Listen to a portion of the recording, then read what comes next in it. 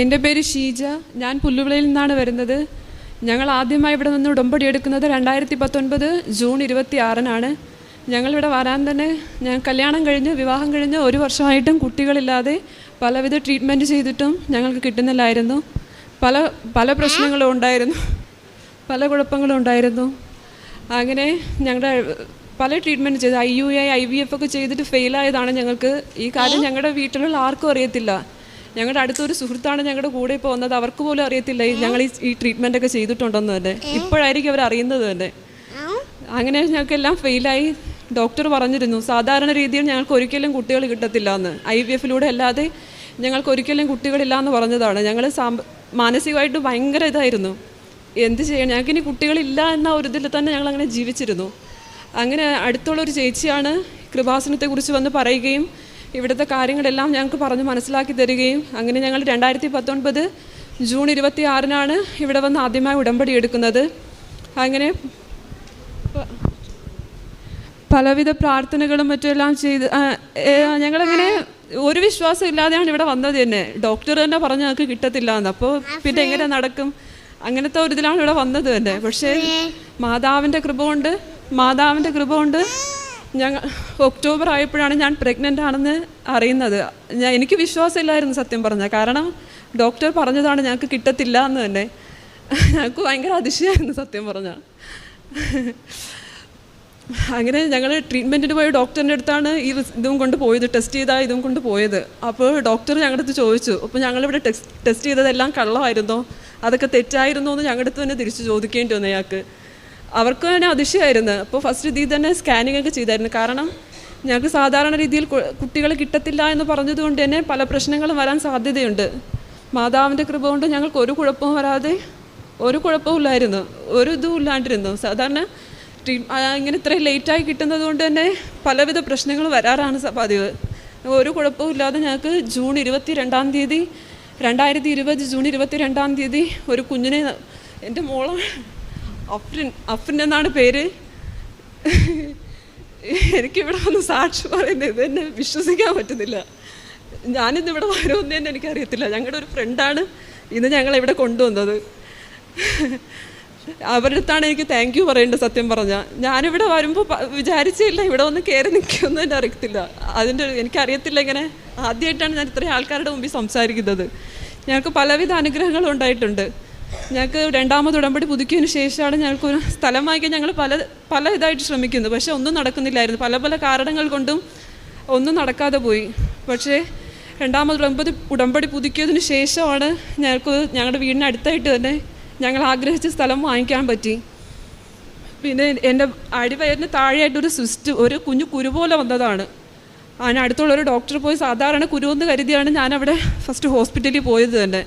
അപ്പോൾ ഡോക്ടർ പറഞ്ഞിരുന്നു ഇത് സാധാരണ കുരുവല്ല, ഇതൊരു സിസ്റ്റാണ്, മേജറല്ല മൈനറാണ്, സർജറി ചെയ്യേണ്ടി വരുമെന്നാണ് പറഞ്ഞത്.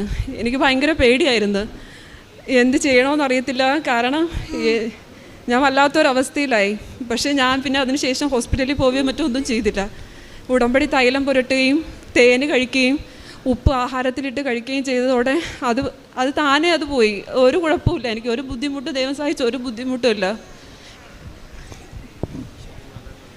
ശരിക്കും എനിക്ക് ഒത്തിരി അനുഗ്രഹങ്ങൾ തന്ന എൻ്റെ അമ്മ മാതാവിന് ഈശോയ്ക്കും ഒരുപാട് നന്ദി. Thank you.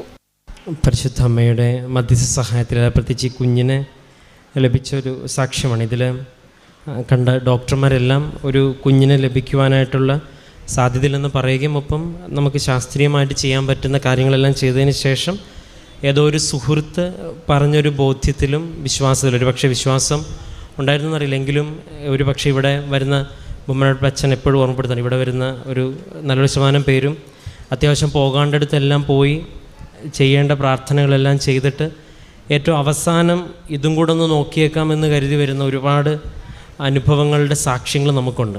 കാരണം ഇത്രയും ഒരു 3-4 മണിക്കൂർ ഇങ്ങനെ നിന്ന് ഉടമ്പടി എടുക്കുവാനായിട്ട് ഒരാൾ തയ്യാറാകുമ്പോൾ തന്നെയും അത്രത്തോളം ഗൗരവമേറിയിട്ടുള്ളൊരു നിയോഗമാണ് എന്നുള്ള കാര്യത്തിൽ അത് അത്രയും ഒരു സംശയമില്ലാതെ പറയാൻ പറ്റും. അല്ലെങ്കിൽ നമ്മൾ ഏതെങ്കിലും ഒരു പള്ളിയിൽ പോയി നേർച്ചയും മെഴുകുതിരിയൊക്കെ കത്തിച്ചിട്ട് എങ്ങനെയെങ്കിലും ഒന്ന് ഒതുക്കാവുന്ന കാര്യം അതൊന്നും ഒതുങ്ങാത്തത് കൊണ്ട് ഇനി അവസാനത്തെ സ്റ്റെപ്പ് ഇതും കൂടി ഉള്ളതെന്ന് കരുതി വരുന്ന ഒരു നല്ലൊരു ശതമാനം പേരും അങ്ങനെ ഒരു അനുഭവത്തിൽ വരുന്നവരാണ്. അത് ഇവിടെ സാക്ഷ്യങ്ങൾ കേൾക്കുമ്പോഴും ഇവിടുത്തെ ആളുകളെ കേൾക്കുമ്പോഴും അത് വ്യക്തമായിട്ട് മനസ്സിലാകുന്നു. അപ്പോൾ അങ്ങനൊരു വരവിൽ ദൈവം അവരുടെ ജീവിതത്തിൽ ഇടപെടുന്നു എന്നുള്ളത്. അപ്പോൾ ഈ ഒരു നമ്മൾ കുഞ്ഞിൻ്റെ കാര്യം പറയുമ്പം വളരെ സന്തോഷത്തോടെയാണ് പറയണത്.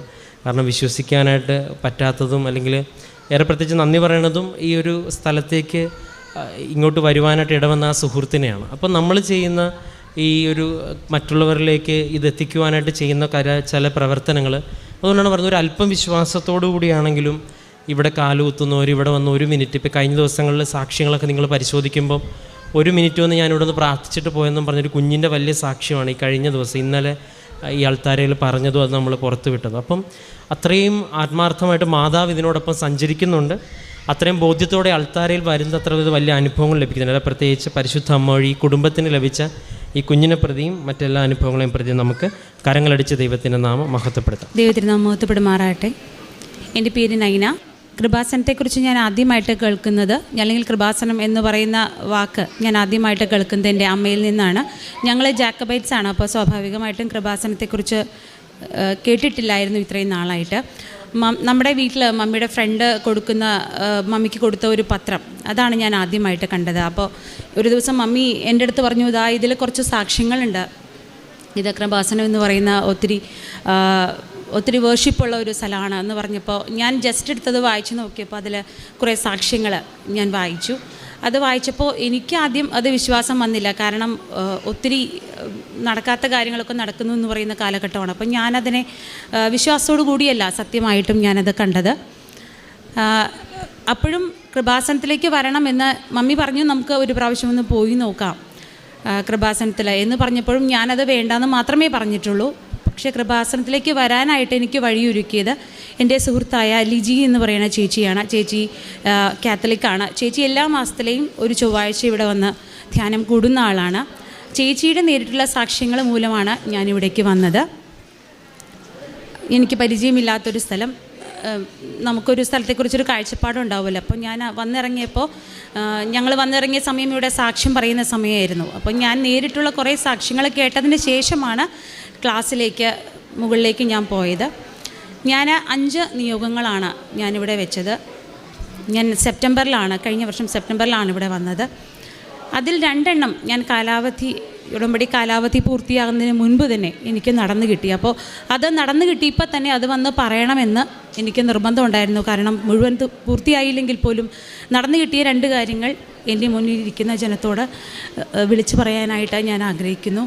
അതിൽ ഒന്നാമത്തേത് എൻ്റെ ഹസ്ബൻഡിന് നല്ലൊരു ജോലി ലഭിക്കുക എന്നുള്ളതായിരുന്നു. അദ്ദേഹം ഉടമ്പടി പ്രകാരം അദ്ദേഹം കഴിഞ്ഞ 18-ാം തീയതി വിദേശത്തേക്ക് പോയി. ഞങ്ങൾ പ്രതീക്ഷിച്ചതിലും നല്ലൊരു ജോലി മാൾട്ടയിലെ പബ്ലിക് ട്രാൻസ്പോർട്ടിലാണ് കിട്ടിയത്. അവിടുത്തെ ഗവൺമെൻറ് ജോബാണ് കിട്ടിയത്.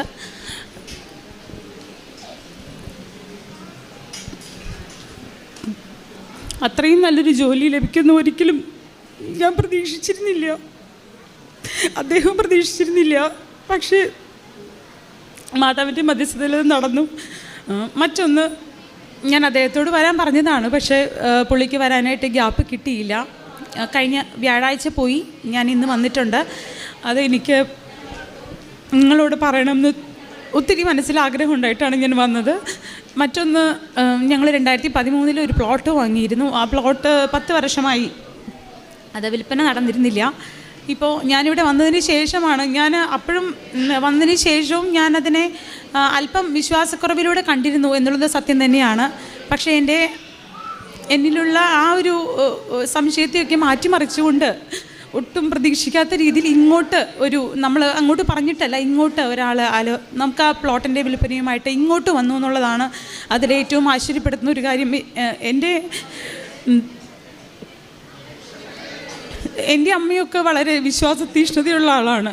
അപ്പോൾ ഇന്ന് തമ്പുരാൻ വരുവാണെങ്കിൽ പോകാനായിട്ട് റെഡി ആയിട്ടിരിക്കുന്ന ഒരാളാണ്. അത്രയും തീഷ്ണതയൊന്നും എനിക്കില്ല, പക്ഷേ ഞാൻ അടിയുറച്ച വിശ്വാസി തന്നെയാണെന്ന് എനിക്ക് വളരെയേറെ വിശ്വാസമുണ്ട്. എന്നെ ഏറ്റവും ആശ്ചര്യപ്പെടുത്തുന്ന ഒരു കാര്യം എന്താണെന്ന് വെച്ചാൽ, ഒരു 2 വർഷങ്ങൾക്ക് മുൻപ് കൃപാസനത്തിൻ്റെ ഒരു പത്രത്തിൽ ഞാൻ കണ്ട സാക്ഷ്യം, അത് ഞാൻ സംശയത്തോടു കൂടിയാണ് അന്ന് കണ്ടിരുന്നതെങ്കിൽ, ഇന്ന് കൃപാസനം എന്ന് പറയുന്ന ഇവിടെ വന്ന് എൻ്റെ സ്വന്തം സാക്ഷ്യം നിങ്ങൾക്ക് മുൻപിൽ പറയാൻ സാധിച്ചത് എങ്ങനെയാണ്, അതാണ് എന്നെ ഏറ്റവും കൂടുതൽ ആശ്ചര്യപ്പെടുത്തുന്ന ഒരു കാര്യം. അപ്പോൾ എൻ്റെ ജീവിതത്തിൽ ഈ ഒരു സന്ദർഭം അല്ലെങ്കിൽ ഈ ഒരു നിമിഷം എൻ്റെ ജീവിതത്തിൽ ഞാൻ ഒരിക്കലും മറക്കില്ല. ഇവിടെ ഒത്തിരി പ്രാർത്ഥനാനുഭവങ്ങളുമായിട്ട് അല്ലെങ്കിൽ പ്രാർത്ഥനകളുടെ അനുഗ്രഹം നേടേണ്ടുന്ന കൂടി വന്നിരിക്കുന്ന എല്ലാവരെയും മാതാവിൻ്റെ മധ്യസ്ഥതയിൽ അനുഗ്രഹിക്കട്ടെ എന്ന് ഞാൻ പ്രാർത്ഥിക്കുന്നു. മറ്റൊരു കാര്യം, ഇവിടെ ക്ലാസ്സിൻ്റെ ഇടയ്ക്ക് പ്രേക്ഷിത പ്രവർത്തനങ്ങൾ നമ്മൾ ചെയ്യുന്ന കാര്യത്തെക്കുറിച്ചൊക്കെ ക്ലാസ് എടുത്തു കഴിഞ്ഞപ്പോൾ എനിക്ക് ഒത്തിരി സന്തോഷം തോന്നിയൊരു കാര്യം, അതിൽ പല കാര്യങ്ങളും ഞാൻ ഓൾറെഡി ചെയ്യുന്നുണ്ടെന്നുള്ളത് എനിക്ക് വലിയ സന്തോഷമുള്ള കാര്യമാണ്. കാരണം ഞാൻ എൻ്റെ ഓർമ്മ വെച്ച കാലം മുതൽ മറ്റുള്ളവരെ സഹായിക്കുന്ന അല്ലെങ്കിൽ കൊടുക്കാൻ ഒരു മടിയില്ലാത്ത ഒരു അപ്പനെയും അമ്മയെയും കണ്ടാണ് ഞാൻ വളർന്നിട്ടുള്ളത്. എൻ്റെ അപ്പനും അമ്മയും കൊടുക്കാൻ ഒരു മടിയില്ല. ഞങ്ങളെ മക്കളെയും രണ്ടുപേരെയും അങ്ങനെ തന്നെയാണ് വളർത്തിയിരിക്കുന്നത്. എനിക്ക് ഏറ്റവും സന്തോഷമുള്ള കാര്യം, എൻ്റെ കാര്യങ്ങൾ മാറ്റിവെച്ചിട്ടായാലും മറ്റുള്ളവരെ സഹായിക്കാനായിട്ട് സമയം കണ്ടെത്താനും, അത് ഏത് രീതിയിലായാലും, അത് ഇനിയിപ്പോൾ പൈസ കൊണ്ടുള്ള സഹായമായാലും എങ്ങനെയായാലും എൻ്റെ കാര്യങ്ങൾ മാറ്റിവെച്ചിട്ടായാലും മറ്റുള്ളവരെ സഹായിക്കാനുള്ള ഒരു മനസ്സ് ഉണ്ടാക്കിയെടുത്തത് എൻ്റെ അപ്പനും അമ്മയുടെയും അവരുടെ ആ സ്വഭാവം അത് കണ്ടു വളർന്നതാണ് ഞങ്ങളുടെ ഏറ്റവും വലിയ ധനം എന്ന് പറയുന്നത്. എൻ്റെ അപ്പൻ്റെ അമ്മയുടെയും അനുഗ്രഹം തന്നെയാണത്. അവരിൽ നിന്നാണ് എനിക്കങ്ങനെ പകർന്നു കിട്ടിയത്. അതുപോലെ ഇവിടുത്തെ പ്രാർത്ഥനാ വസ്തുക്കൾ ഉപയോഗിച്ചുകൊണ്ടുള്ള തൈലവും മറ്റും ഉപയോഗിച്ചുകൊണ്ടുള്ള എൻ്റെ പ്രാർത്ഥനയാണ് എൻ്റെ അപേക്ഷകൾക്കൊക്കെ മറുപടി നൽകിയെന്ന് ഞാൻ വിശ്വസിക്കുന്നു. എല്ലാവരെയും മാതാവ് അനുഗ്രഹിക്കട്ടെ.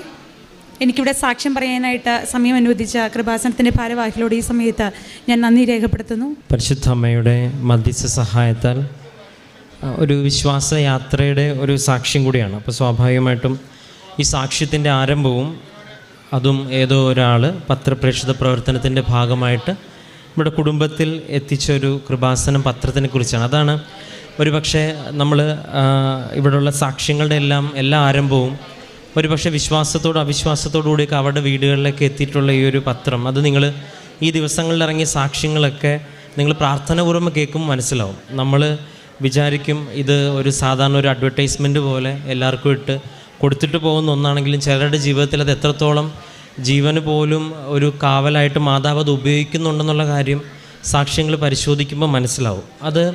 അത് കർത്താവിന് മാതാവിൻ്റെ കരം പോലെ ഒരുപാട് പേരുടെ ജീവിതങ്ങളെ രക്ഷിക്കുവാനായിട്ട് ദൈവം ഈ ഒരു സുവിശേഷ കൈമാറ്റ പ്രവർത്തനത്തെ ഉപയോഗിക്കുന്നുണ്ട് എന്നുള്ള കാര്യത്തിൽ ഒരു സംശയവുമില്ലെന്നുള്ളതാണ്. ഇപ്പോൾ ഈ ഒരു സാക്ഷ്യത്തിൽ തുടങ്ങുമ്പം അത് വായിക്കുമ്പോൾ സ്വാഭാവികമായിട്ട് അസാധ്യമായിട്ടുള്ള ഇത്തരം കാര്യങ്ങളൊക്കെ എങ്ങനെയാണ് സംഭവിക്കുക എന്നുള്ളൊരു സംശയത്തോടു കൂടിയാണ് കഴിഞ്ഞതിന് മുമ്പത്തെ ആരാധനയിൽ അച്ഛൻ കൂടുതലും സംസാരിച്ചതും. ഈ സംശയം എന്ന് പറയുന്നത് വിശ്വാസത്തിൻ്റെ കുറവാണ്.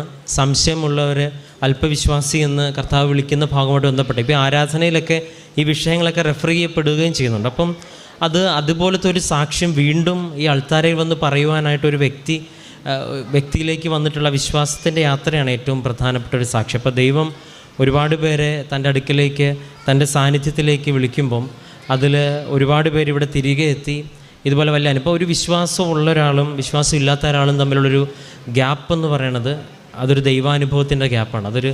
നമ്മുടെ ജീവിതത്തിൽ സംഭവിക്കുന്നത് വരെ അതൊരിക്കലും നടക്കാത്ത കാര്യവും ഒരിക്കലും സംഭവിക്കാത്ത കാര്യമാണ്. പക്ഷേ ജീവിതത്തിൽ സംഭവിക്കാനായിട്ട് തുടങ്ങിക്കഴിയുമ്പോൾ നമുക്ക് മനസ്സിലാവും ഈ ഒരു ദൈവത്തിൻ്റെ സാന്നിധ്യവും പരിശുദ്ധ അമ്മയുടെ സാന്നിധ്യവും എല്ലാവരും പറയുന്നതിനേക്കാളും അപ്പുറമാണെന്നുള്ളത്.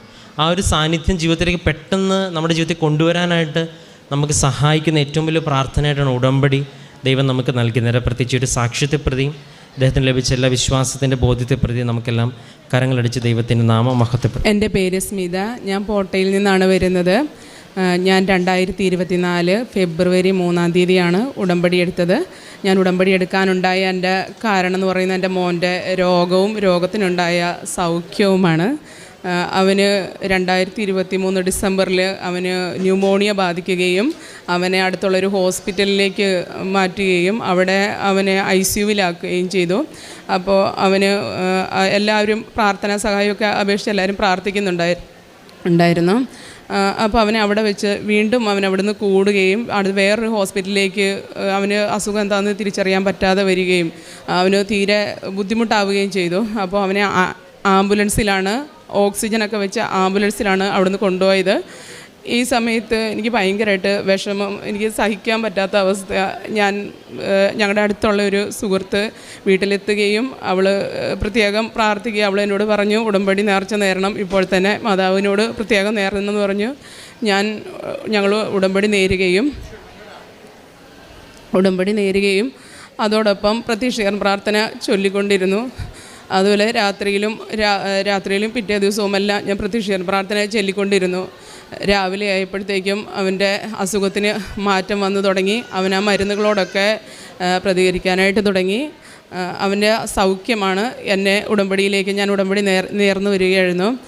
അങ്ങനെ ഞാൻ ഉടമ്പടി നേരാനായിട്ട് പ്രാർത്ഥിച്ചപ്പോൾ മാതാവിൻ്റെ സാന്നിധ്യം ഞാൻ ആഗ്രഹിക്കുകയും ഇവിടുത്തെ സാക്ഷ്യങ്ങളൊക്കെ കേട്ടപ്പോൾ ഒരു കുട്ടി പറഞ്ഞു മാതാവിൻ്റെ സുഗന്ധം കിട്ടിയതും മാതാവിൻ്റെ സാന്നിധ്യമൊക്കെ അനുഭവിക്കാൻ ഇടവന്ന മുല്ലപ്പൂവിൻ്റെ സുഗന്ധം കിട്ടിയതൊക്കെ. ഇതിനുവേണ്ടി ഞാൻ പ്രത്യേകം പ്രാർത്ഥിക്കുമായിരുന്നു. ഞാനിവിടെ വന്ന് ഉടമ്പടി എടുത്ത ദിവസം ഞാൻ ആദ്യമേ വെച്ച നിയോഗം മാതാവിൻ്റെ സാന്നിധ്യമായിരുന്നു.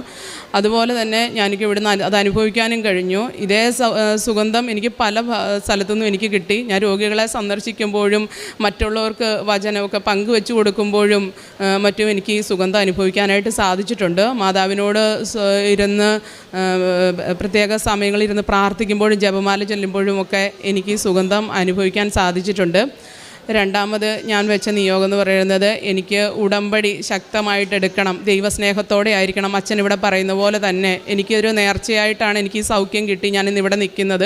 അതുകൊണ്ട് തന്നെ എനിക്ക് എൻ്റെ ദൈവത്തോടുള്ള കടപ്പാട് തീർക്കണമെങ്കിൽ ആത്മാർത്ഥമായിട്ട് വെള്ളം ചേർക്കാതെ എനിക്ക് ഉടമ്പടി എടുക്കണം. അതിന് എൻ്റെ മാനുഷികമായ രീതിയിൽ ഒരുപക്ഷെ എനിക്ക് സാധിച്ചെന്ന് വരില്ല. കുഞ്ഞുങ്ങൾക്കൊക്കെ രോഗമുണ്ട്, കുടുംബത്ത് എല്ലാവർക്കും രോഗമൊക്കെ ഇടയ്ക്കിടയ്ക്ക് വരുന്നതായതുകൊണ്ടും എനിക്ക് ഉടമ്പടി ചിലപ്പം സാധിച്ചെന്ന് വരില്ല. അതെനിക്ക് വിഷമമുള്ള കാര്യമാണ്. അതുകൊണ്ട് തന്നെ ഞാൻ ഉടമ്പടി എന്നത് തന്നെ രണ്ടാമതായിട്ട് നിയോഗം വെച്ചു. കാരണം എൻ്റെ കഴിവുകൊണ്ട് എനിക്കൊന്നും നേടാൻ സാധിക്കുകയില്ല. ഞാൻ ഉടമ്പടിയിൽ വെച്ചതുകൊണ്ട് എനിക്ക് ഞായറാഴ്ച കുർബാന പോലും കുഞ്ഞുങ്ങൾക്ക് അസുഖം ഉള്ളതുകൊണ്ട് എനിക്ക് പലപ്പോഴും സാധിക്കുമായിരുന്നില്ല. പക്ഷേ ഞാൻ ഉടമ്പടിയിൽ ഇത് മാതാവിനും ഈശോയ്ക്ക് ഇത് സമർപ്പിച്ച് വെച്ചതിന് ശേഷം 90 ദിവസം കൊണ്ട് 90 കുർബാന എന്നതിന് പകരം 100 കുർബാന കൂടാനായിട്ട് ദൈവം എന്നെ അനുവദിച്ചു. അതായത് ഞാൻ ദിവസങ്ങളിലൊക്കെ എനിക്ക് 2 കുർബാനയൊക്കെ കൂടാനായിട്ടുള്ള അവസരം ദൈവം എനിക്ക് തന്നു. അതുപോലെ കുമ്പസാരത്തിൻ്റെ കാര്യത്തിലും ഉപവാസത്തിൻ്റെ കാര്യത്തിലും എല്ലാം എനിക്കൊരു പ്രത്യേക ശക്തിയാണ് എനിക്ക് തന്നത്. ഞാൻ 500 പ്രാവശ്യം യേശു കർത്താവാണെന്ന് അതരം കൊണ്ട് ഇങ്ങനെ ഏറ്റു പറഞ്ഞ് പ്രാർത്ഥിക്കുമ്പോൾ എനിക്ക് ഉപവാസം എടുക്കാനായിട്ടുള്ള ശക്തിയൊക്കെ ലഭിക്കുമായിരുന്നു. മൂന്നാമത് ഞാൻ വെച്ചത് എൻ്റെ രണ്ടാമത്തെ മോൻ്റെ കാര്യമാണ്. അവനെന്നും പരിക്കുകളാണ്. പരിക്കില്ലാതെ അവനെ കാണാൻ പറ്റില്ല. അവന് ഫസ്റ്റ് ടൈമിൽ അവനെ സ്കൂളിൽ വിട്ട് കഴിഞ്ഞാൽ അവൻ്റെ വലത് കൈ ഒടിഞ്ഞ് പ്ലാസ്റ്റർ ഇട്ട്, അത് കഴിഞ്ഞ് അതങ്ങ് മാറി കഴിയുമ്പം സെക്കൻഡ് ടൈം ആയപ്പോൾ അവൻ്റെ വലത് കൈ ഒടിഞ്ഞ് പ്ലാസ്റ്റർ ഇട്ട്. മൂന്നാമത്തെ ടൈമിലായപ്പോഴത്തേക്കും ഞാൻ വിചാരിച്ച് ഇനിയെങ്കിലും ഒരു മാറ്റം ഉണ്ടാവുമെന്ന്. അപ്പോഴത്തേക്കും സ്കൂളിൽ നിന്ന് വിളി വന്നു. 1-ാം തീയതി തന്നെ സ്കൂളിൽ നിന്ന് വിളി വന്നു. തല പൊട്ടി ചോര ഒലിച്ച് സ്കൂളിലേക്ക് ചെല്ലാൻ പറഞ്ഞുകൊണ്ട് ഞാനിവിടെ വന്ന് ഉടമ്പടിയിൽ വെച്ചു. ഞാൻ മാതാവിനോട് പറഞ്ഞു, അമ്മ ഞാൻ ഇത്രയും നാളും ഇവനെ നോക്കിയിട്ട് എനിക്ക് ഒടിവും ചതവും ഇല്ലാണ്ട് ഇവനെ കാണാൻ കഴിഞ്ഞിട്ടില്ല. ഇനി ഞാൻ എൻ്റെ കാര്യം കൊണ്ട് ഇനി ഞാൻ നോക്കുന്നില്ല. അമ്മയ്ക്ക് ഞാനിത് വിട്ടു തരികയാണ്. അമ്മ ഇവനെ ഏറ്റെടുക്കണം. അമ്മ ഇവനെ ഏറ്റെടുത്ത് ഞാൻ ഉടമ്പടി ശക്തമായിട്ട് എടുത്തോളാമെന്ന് ഞാൻ പ്രാർത്ഥിച്ചു. ദൈവത്തിൻ്റെ അനുഗ്രഹം കൊണ്ട് എൻ്റെ കുഞ്ഞിന് ഇന്ന് ഒരു പരിക്കുമില്ലാതെ എനിക്ക് കാണാൻ സാധിക്കുന്നുണ്ട്. അതുകൂടാതെ എൻ്റെ ജീവിതത്തിൽ ഒരുപാട് കാര്യങ്ങൾ, വചനം വായിക്കുക, വചനം നമ്മളെ സഹായിക്കുമെന്ന് അച്ഛനിവിടെ പറയുന്നുണ്ട്. വചനം ഞാനിതുപോലെ വായിക്കുമ്പം പല പ്രാവശ്യവും എനിക്ക് വചനത്തിൽ നിന്ന് അനുഗ്രഹം കിട്ടാറുണ്ട്.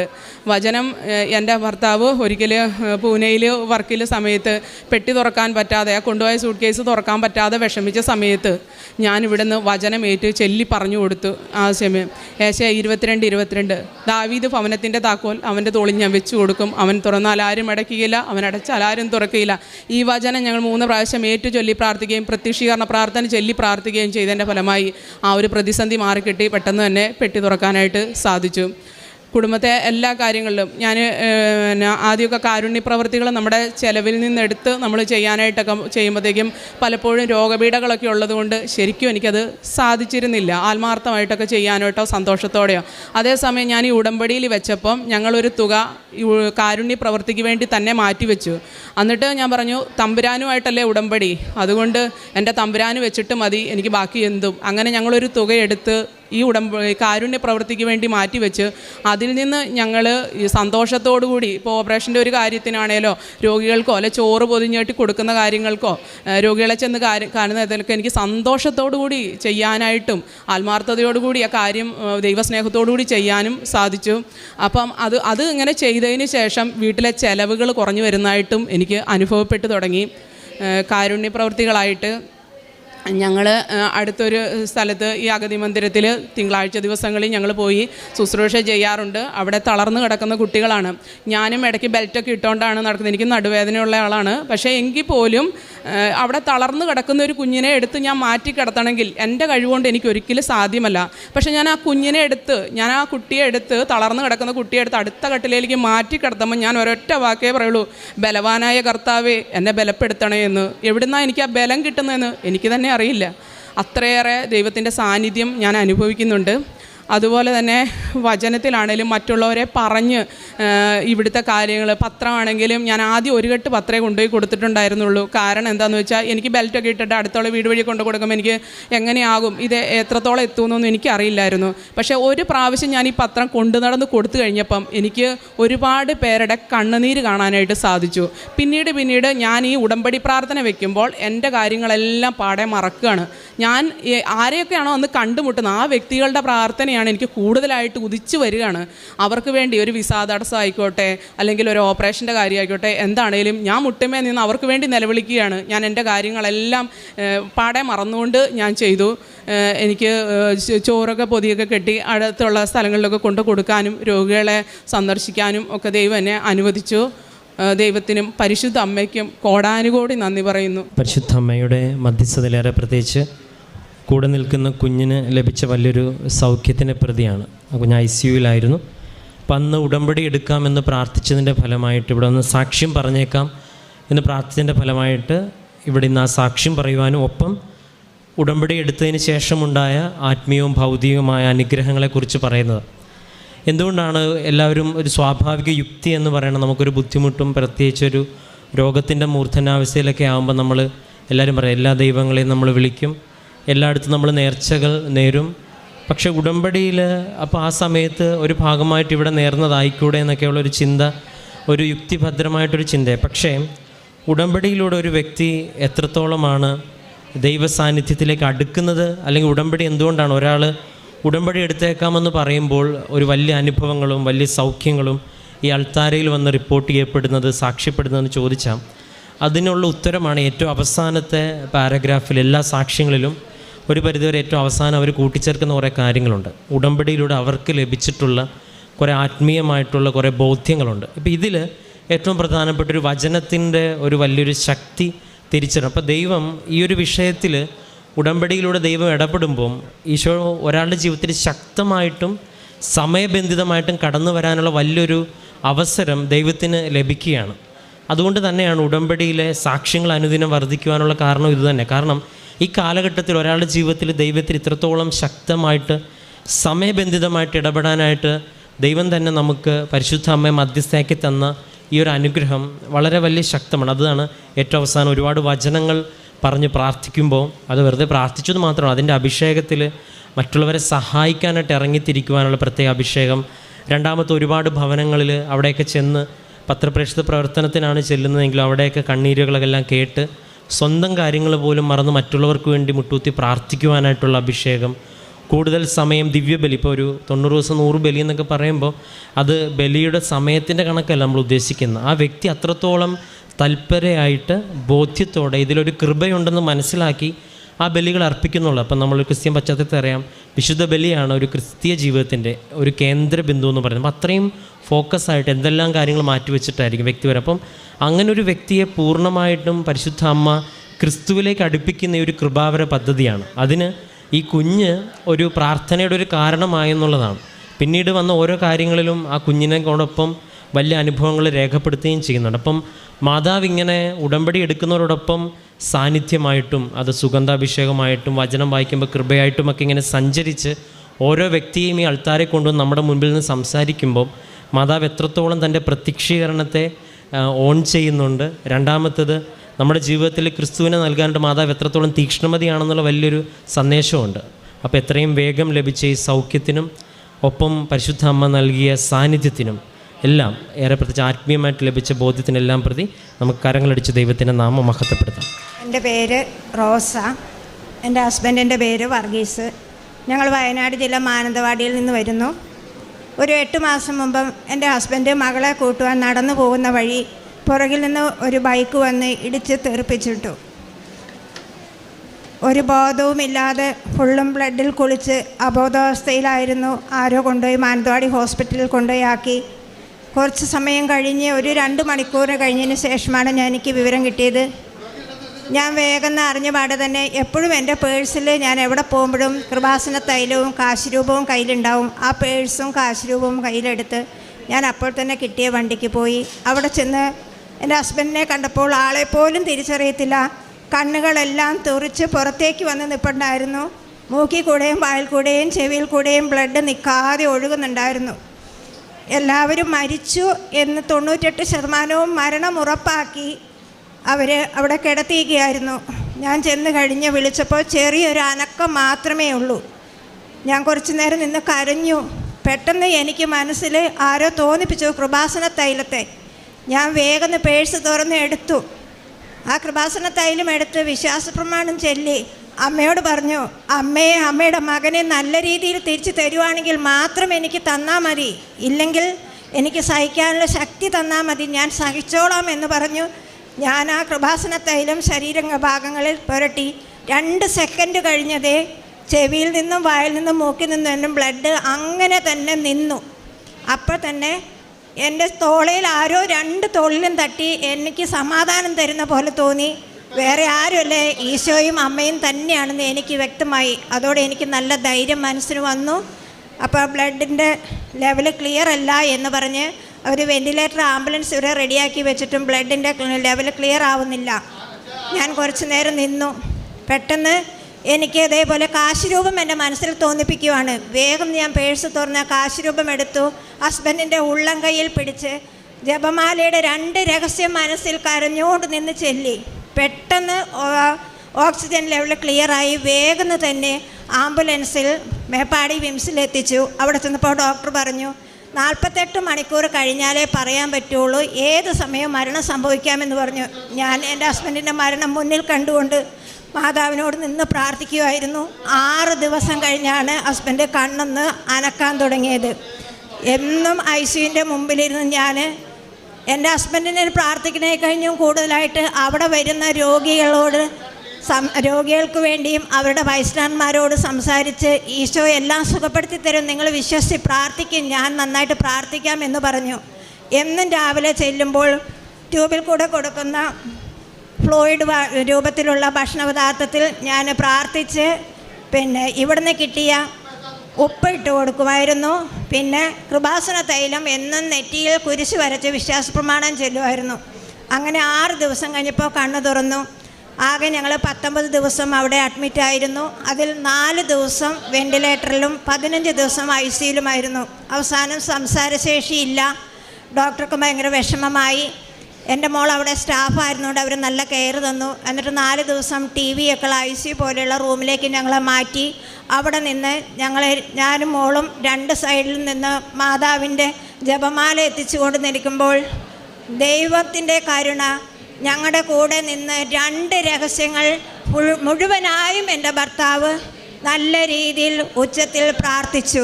യേശുവേ നന്ദി, യേശുവേ സ്തുതി. അങ്ങനെ ഞങ്ങൾക്ക് അവിടെ നിന്ന് സംസാരശേഷി കിട്ടി. ഡോക്ടർക്ക് സന്തോഷമായി. മറിഞ്ഞു വീണ സമയത്ത് ഒരു കണ്ണിൻ്റെ പുരികത്തിന് 8 തുന്നും ഒരു കണ്ണിൻ്റെ പുരികത്തിൽ 2 തുന്നും ആഴത്തിലുമുണ്ടായിരുന്നു. ഈ നിൽക്കുന്ന പോലെയൊന്നുമല്ല. 22 ദിവസം മറ്റ് 2 ആളുടെ സഹായമില്ലാതെ എഴുന്നേക്കാനോ ഒന്നും പറ്റുകയില്ലായിരുന്നു. എൻ്റെ വീട്ടുകാരിൽ കൊണ്ടുപോയി നോക്കുകയായിരുന്നു ചെയ്തത്. ഇപ്പോൾ അങ്ങനെ ഒരു ആക്സിഡൻറ്റ് സംഭവിച്ചതെന്ന് ആരും പറയില്ല. കണ്ണിൻ്റെ ഞരമ്പുകൾ ചതഞ്ഞിട്ടുണ്ടെന്ന് പറഞ്ഞു. എങ്കിലും ഇപ്പോൾ ഒരു കണ്ണിന് മാത്രം ചെറിയൊരു കാഴ്ചക്കുറവുണ്ട്. ബാക്കിയെല്ലാം ഈശോയും മാതാവും തന്നു.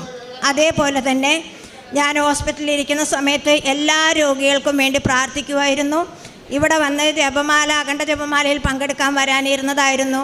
അഖണ്ഡ ജപമാലയിൽ പങ്കെടുത്തതിലും കൂടുതൽ ജപമാല ഞാൻ മറ്റുള്ളവർക്ക് വേണ്ടി പ്രാർത്ഥിച്ചിട്ടുണ്ട്.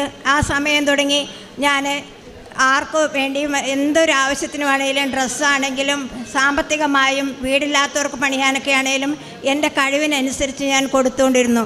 അതേപോലെ തന്നെ ഞങ്ങൾക്ക് കുടിവെള്ളമില്ലായിരുന്നു. കുഴൽക്കിണർ കുഴിക്കാൻ വേണ്ടി 2 ആൾക്കാർ വന്ന് 3 ആഴ്ച കൊണ്ട് മടങ്ങിപ്പോയി. എന്നിട്ട് കിണറില്ലാത്ത ഒരു അവസ്ഥയിലായിരുന്നു ഞങ്ങൾ പുഴയിലെ വെള്ളം കുടിച്ചുകൊണ്ടിരുന്നത്. അപ്പോൾ ഹസ്ബൻഡ് പറഞ്ഞു, ഇനി നമുക്ക് കിണർ കുഴിക്കണ്ട എന്ന് പറഞ്ഞു. ഞാൻ എന്നും കിണറിന് കുറ്റിയടിച്ച സ്ഥലത്ത് പോയി നിന്ന് രാവിലെ പോയി നിന്ന് വിശ്വാസ പ്രമാണം ചൊല്ലും. അമ്മയുടെ മുമ്പിൽ വന്ന് അമ്മയ്ക്ക് സാക്ഷ്യം പറയാൻ എന്നെ അവിടുന്ന് ഉപകരണമാക്കണമേ എന്ന് ഞാൻ എന്നും പ്രാർത്ഥിക്കുമായിരുന്നു. അങ്ങനെ 3-ാമത്തെ ആൾക്കാർ വന്നിട്ട് മടങ്ങിപ്പോവാൻ നിന്നു. വണ്ടി കയറൂലാത്ത സ്ഥലമാണെന്ന് പറഞ്ഞു. അപ്പോഴും ഞാൻ വേഗം ചെന്ന് നമ്മുടെ ഇവിടുന്ന് കിട്ടിയ പച്ചത്തിരിയും നീലത്തിരിയും ഒന്നിച്ച് കത്തിച്ചു, കൈ വിരിച്ച് പിടിച്ച് മുട്ടയിൽ നിന്ന് വിശ്വാസ പ്രമാണം ചൊല്ലി കുറച്ച് കഴിഞ്ഞപ്പോഴത്തേനും അവർ വേഗം കുഴപ്പമില്ല, ഞങ്ങൾ എങ്ങനെയും ചെയ്യാമെന്ന് പറഞ്ഞ് അവർ എല്ലാം തോളയിലേറ്റി സാധനങ്ങളെല്ലാം ആ സ്പോട്ടിലെത്തിച്ചു. ഉണറ് കഴിക്കാൻ തുടങ്ങുമ്പോൾ ഞാൻ പറഞ്ഞു, എനിക്ക് പ്രാർത്ഥിക്കണമെന്ന് പറഞ്ഞു. അങ്ങനെ ഞാൻ വേഗം അവിടെ ചെന്ന് നിന്ന് പ്രാർത്ഥിച്ചു. അവരെ ഇറക്കുന്ന ആദ്യത്തെ മിഷനിൽ കൃപാസന തൈലം കൊണ്ട് കുരിശ് വരച്ചു, ഉപ്പ് ഇട്ട് കുരിശ് വരച്ചു. അമ്മയോട് പറഞ്ഞു, അമ്മേ മണ്ണിന് ബലക്കുറവുണ്ടെന്നാണ് പറഞ്ഞത്. അമ്മ ആ ബലക്കുറവുകളെല്ലാം മാറ്റി പാറയെ പിറന്ന് നീരുറവയാക്കി തന്ന യേശുനാഥനോട് ഞങ്ങൾക്ക് വേണ്ടി മാധ്യസ്ഥ അപേക്ഷിക്കണമേ എന്ന് പ്രാർത്ഥിച്ചു. എന്നിട്ട് അവരോട് ഇറക്കിക്കൊള്ളാൻ പറഞ്ഞു. അങ്ങനെ അവർ പറഞ്ഞതിലും നേരത്തെ തന്നെ പാറ കണ്ടു കഴിഞ്ഞപ്പോഴേക്കും പണിയുന്ന ആൾക്കാർ പറഞ്ഞു, ഇത്ര പെട്ടെന്ന് പാറ കൊണ്ട് ഞങ്ങൾ ആദ്യമായിട്ടാണ് ഇങ്ങനെ ഒരു കുഴൽക്കിണർ കഴിച്ചിട്ട് ഒരു ബുദ്ധിമുട്ടും ഇല്ലാത്ത പാറ കണ്ടെന്ന് പറഞ്ഞു. 220 അടിയിൽ തന്നെ നല്ല പോലെ ഫ്ലോയിൽ വെള്ളം കിട്ടി, ഞങ്ങൾക്ക് വെള്ളം തന്നു. അതേപോലെ തന്നെ ഞാനിവിടെ വന്ന് ഉടമ്പടി എടുത്ത് 2022 നവംബർ 7-ാം തീയതി ആയിരുന്നു ഞാൻ ആദ്യമായിട്ട് ഉടമ്പടി എടുത്തത്. ഉടമ്പടി എടുത്തു വന്ന് വീട്ടിൽ ചെന്ന് 10 വർഷമായിട്ട് വീട് പണിയാൻ വേണ്ടി ആഗ്രഹിച്ചുകൊണ്ടിരുന്ന എനിക്ക് വീട് പണിയാൻ സാധിച്ചില്ലായിരുന്നു. ഇവിടെ വന്ന് ഉടമ്പടി എടുത്ത് പോയി ഒരാഴ്ച കൊണ്ട് ആശാരി വന്ന് സ്ഥാനം കണ്ടു. വീടിൻ്റെ എല്ലാ പണികളും തീർത്ത്, പെയിൻറ്റിങ്, ഇൻ്റർലോക്ക് എല്ലാം ചെയ്ത് തീർത്തു. അതേപോലെ തന്നെ എൻ്റെ മോള് BSc നേഴ്സിംഗ് പഠിക്കുമായിരുന്നു. 3 വർഷവും പരീക്ഷ എഴുതുമ്പോൾ എത്ര നന്നായി പഠിച്ചു കഴിഞ്ഞാലും അവൾക്ക് 1-2 വിഷയം കിട്ടില്ലായിരുന്നു. 4-ാമത്തെ വർഷമായപ്പോൾ ഞാൻ ഇവിടെ നിന്ന് ഉടമ്പടി എടുത്തു പോയി ആ കാശ് രൂപവും തൈലവും കൊണ്ടുപോയി വെഞ്ചരിച്ച കൊന്തയും ഉണ്ടായിരുന്നു. മോളെ എക്സാമിന് കയറുമ്പോൾ ഞാൻ പറഞ്ഞു, മോളെ ഒന്നും കൊണ്ടും പേടിക്കണ്ട, അമ്മേനെ ഞാൻ മോളുടെ കൂടെ വിടുന്നുണ്ട്, നമുക്ക് പരീക്ഷ എഴുതാൻ ബുദ്ധിമുട്ട് തോന്നുമ്പോൾ അമ്മേനെ ഓർത്താൽ മതിയെന്ന് പറഞ്ഞു. അങ്ങനെ ക്വസ്റ്റ്യൻ പേപ്പർ കൈ കിട്ടിയപ്പോൾ ഒന്നും പരിചയമില്ലാത്ത ക്വസ്റ്റ്യൻ പേപ്പറായിരുന്നു. അവൾ വേഗം മാതാവിനെ വിളിച്ച് പ്രാർത്ഥിച്ചു. എല്ലാ വിഷയത്തിനും 8-9 ഷീറ്റ് വീതം അവൾക്ക് മനസ്സിൽ പറഞ്ഞു കൊടുത്ത് ഉത്തരങ്ങൾ എഴുതി. 2nd ക്ലാസ് മാർക്കോടുകൂടി എല്ലാ വിഷയവും പാസ്സായി. ഞങ്ങൾക്ക് ആത്മീയമായി രാത്രിയിൽ മാത്രമേ ഞങ്ങൾ പ്രാർത്ഥിക്കുകയുള്ളായിരുന്നു. ഞായറാഴ്ച പള്ളിയിൽ പോകും, പിന്നെ എന്തെങ്കിലും വിശേഷ ദിവസം ഉണ്ടെങ്കിൽ പള്ളിയിൽ പോരുന്നു. അങ്ങനെയുള്ള ഞങ്ങൾ ഇപ്പോൾ എന്നും രാവിലെ എഴുന്നേറ്റ് മാതാവിൻ്റെ പ്രാർത്ഥന ചൊല്ലും, കൊന്തയെത്തിക്കും, ഒരു ഡെയിലി ടോക്കുണ്ട്, അത് കാണും, വിശുദ്ധ വചനം വായിക്കും. അതിന് ശേഷമേ ഞങ്ങൾ പുറത്തേക്ക് മാറുള്ളൂ. കഴിയുന്നതും അത്രയും ദിവസങ്ങളിൽ പള്ളിയിൽ പോകും. അല്ലാത്ത ദിവസം ഞങ്ങൾ യൂട്യൂബിൽ കൂടി കുർബാനയിൽ കൊള്ളും. ഞങ്ങൾ ആത്മീയമായി ഒത്തിരി അടുത്തു. ഹസ്ബൻഡിനെ കാണാൻ വരുന്നവരോടെല്ലാം അവരെല്ലാം ചോദിക്കും, നീ എന്താ ചെയ്തത്? ഞാൻ അമ്മയും ഈശോയും എന്നെ അനുഗ്രഹിച്ച ഒത്തിരി കാര്യങ്ങൾ ഉണ്ട്, അതെല്ലാം അവരോട് ഷെയർ ചെയ്യായിരുന്നു. ഇപ്പോൾ എൻ്റെ അടുത്ത് വരുന്നവർക്കെല്ലാം ഒത്തിരി വിശ്വാസമാണ്. അവരെയും കൊന്ത മുടക്കാതെ ചൊല്ലുന്നുണ്ട്. ജപമാലയിൽ അവർക്കും വിശ്വാസമായി. കുറേ അനുഗ്രഹങ്ങൾ അമ്മ എനിക്ക് തന്നു. ഞങ്ങളെ അനുഗ്രഹിച്ച് എൻ്റെ ഭർത്താവിന് പൂർണ്ണമായി ജീവൻ നൽകി ഞങ്ങൾക്ക് തന്ന ഈശോയ്ക്കും അമ്മയ്ക്കും 1000 നന്ദി അർപ്പിക്കുന്നു. കരങ്ങളടിച്ച് നമുക്ക് ദൈവത്തിൻ്റെ നാമം മഹത്വപ്പെടുത്താം. ഈ സഹോദരി പറഞ്ഞ സാക്ഷ്യം വ്യക്തമാണ്. കൃപാസനത്തിൽ വന്ന് മരിയൻ ഉടമ്പടി എടുത്ത് പ്രാർത്ഥിച്ചുകൊണ്ടിരുന്ന ഒരാളാണ്. ഒരു ദിവസം ഒരു വണ്ടി ആക്സിഡൻറ്റിൽ ഒരുപാട് ബ്ലീഡിംഗ് ഒക്കെ ആയി റോഡിൽ അകപ്പെട്ടൊരവസ്ഥയിൽ ഈ വൈഫ് ഈ ആക്സിഡൻറ്റ് നടന്ന സ്പോട്ടിലോട്ട് ഓടിച്ചെന്ന് നമ്മുടെ കൃപാസനത്തിലെ ഉടമ്പടി തൈലം വിശ്വാസ പ്രമാണം ചൊല്ലി പ്രാർത്ഥിച്ചപ്പോൾ ഓൺ ദ സ്പോട്ടിലാണ് ബ്ലീഡിങ് നിലച്ചതെന്നാണ് പറയുന്നത്. വലിയൊരു അത്ഭുതമാണ്. കാരണം നമുക്കറിയാം, പരിശുദ്ധ ദൈവമാതാവിൻ്റെ മധ്യസ്ഥയിൽ മരിയൻ ഉടമ്പടി എടുത്ത് പ്രാർത്ഥിക്കുമ്പോൾ ജീവിതത്തിൽ നമ്മൾ കനൽ വഴികളൊക്കെ താണ്ടേണ്ടി വരുമ്പോഴും പരിശുദ്ധ അമ്മയുടെ സാന്നിധ്യം എപ്പോഴും കൂടെ ഉണ്ടാകും. പിന്നീട് ഓക്സിജൻ ലെവൽ ക്ലിയർ ആവുകയും പിന്നെ ഞരമ്പിന് ഡാമേജ് ഉണ്ടാകുന്നു, ഒത്തിരിയേറെ ഡോക്ടേഴ്സ് കാര്യങ്ങൾ പറഞ്ഞെങ്കിലും അതിൽ നിന്നെല്ലാം ചുരുങ്ങിയ സമയത്തിനുള്ളിൽ റിക്കവർ ചെയ്ത് പൂർണ്ണ ആരോഗ്യത്തോടു കൂടിയിട്ടാണ് ഈ സഹോദരൻ നമ്മുടെ മുമ്പിൽ സാക്ഷ്യത്തിനായി നിൽക്കുന്നത്. ഒപ്പം തന്നെ കുഴൽക്കിണർ അത് കുഴിക്കാൻ തടസ്സം നേരിട്ടപ്പോൾ വിശ്വാസ പ്രമാണം ചൊല്ലി ജപമാല ചൊല്ലി പ്രാർത്ഥിച്ചപ്പോൾ അതും കുഴിക്കാൻ പറ്റിയെന്നാണ് സാക്ഷ്യത്തിൽ പറഞ്ഞത്. മരിയൻ ഉടമ്പടി വഴിയായിട്ട് ഈ കുടുംബത്തിന് ലഭിച്ച ചെറുതും വലുതുമായിട്ടുള്ള എല്ലാ അനുഗ്രഹങ്ങൾക്കും ഒരിക്കൽ കൂടി കരങ്ങളടിച്ച് നമുക്ക് ദേവമാതാവിനെയും ദേവപിതാവിനെയും മഹത്വപ്പെടുത്താം.